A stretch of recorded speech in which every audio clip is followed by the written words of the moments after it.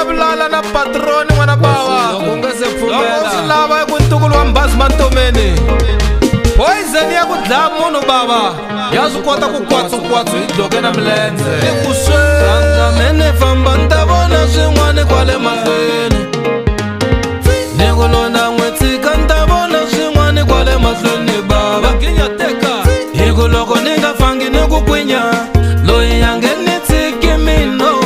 loko ni nga pengange loyi a nge ni tshiki mino loko ni nga humangi rihlangute ni ku lo a nge ni tshiki mino loyi o lava me ni lumasaka ni ku kwinya phela nga ni voni mino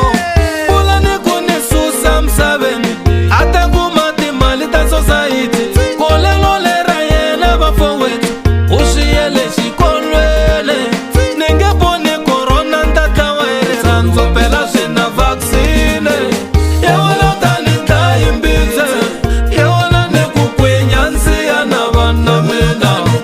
ni ku gwinjiri ni ku kwinya nsiya na vana bava ni ku kankanana ni ku kwinya nsiya na vana mina ni ku gwinjiri ni ku kwinya nsiya na vana bava ni ku kankanana ni ku kwinya nsiya na vana mina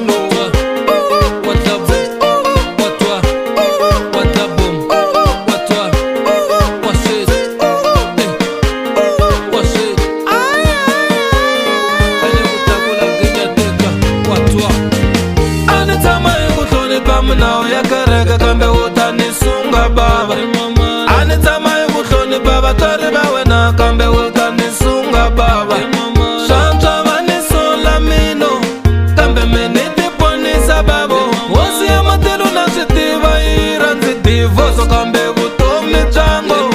na swi tiva vafundisi va yi rhandzi divoso kambe vutomi byanga bibele yi ri gonga vutomi bya wena